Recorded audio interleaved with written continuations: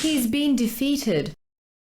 He deserved it. He got fucking shot off a bridge into his death. Skill issue. What do you know? What I have lost. The pain I have suffered. Now, let's see what a human can do.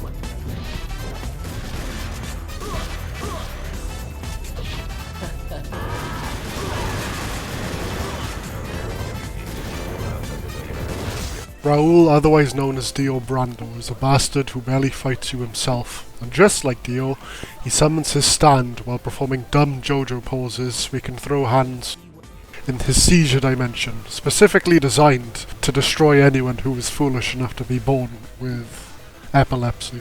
But before he does any of this, he has a master plan where he runs a 2-armed gunman with nothing but a knife.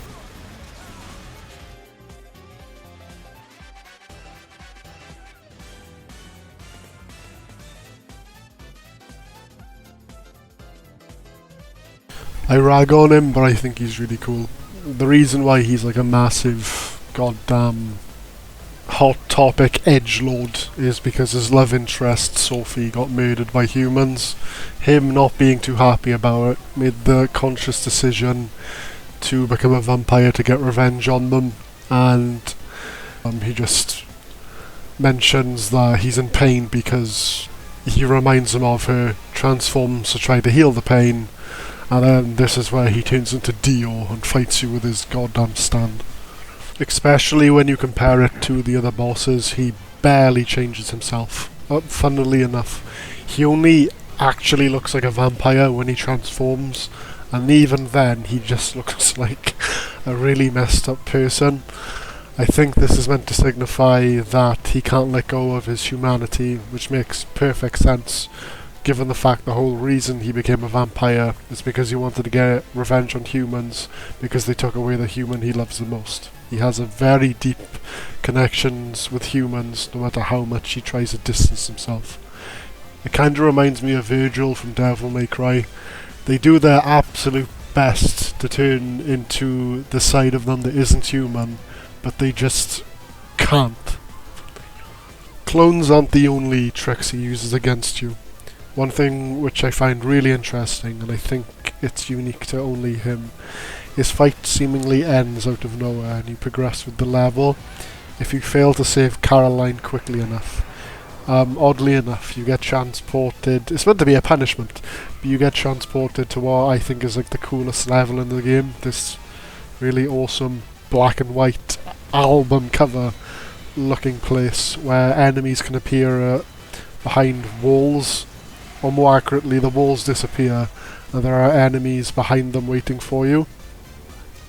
And as soon as you escape, that smug prick giggles at you, and then he has a whole trap waiting for you ahead to try to fool you with that as well.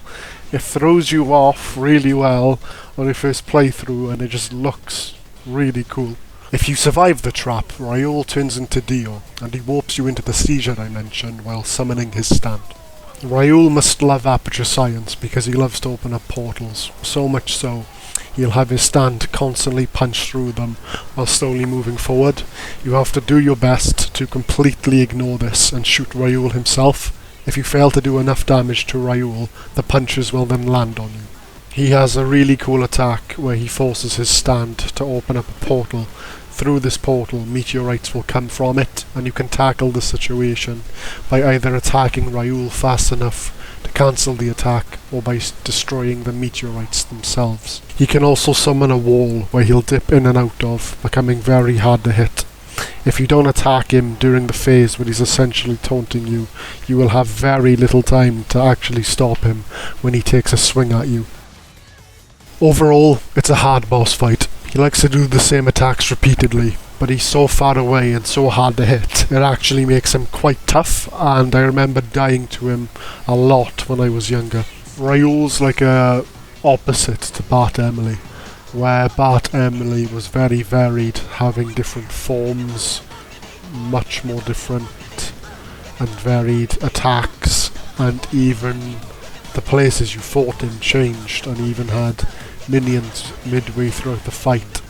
Bart Emily was simply much easier to kill, because he was much easier to hit, even though I'd say he's probably a lot more skilled than Rauoul. But Rauoul is the much tougher boss, because at the end of the day, Rauoul may do the same attacks over and over and over again, but for a new player trying to hit this small little bastard who can fly really quick and really unpredictably will always be much harder than a slow ass soldier who just kind of runs at you, even if that soldier has a lot more skills. After you defeat him, he asks for his love interest Sophie for forgiveness for failing to get revenge. Caroline has tried to protect him, saying he suffered enough and that humans suffered too. One thing that I find interesting is the hunters obviously agree to this, because he's the only boss they actually let live. Throughout the entire game, the hunters have been very cold, not just to humans but to vampires especially, just murdering one after the other, showing very little emotion, which heavily implies the only reason they let Rauoul go is because they see him more as a human than a vampire, even stating to live as a human and to fight his soul, probably telling him to fight the side of him that's a vampire and to not go down the path to becoming a vampire. So you have come this far, but I cannot let you go any further. Have it your way. Wait! Why can't you settle your differences? Why do you hate each other? Humans and vampires compromising. What a silly thing you say, little one. But I can't stop here. The warmth Sir Vampire has given me, I can't turn back now.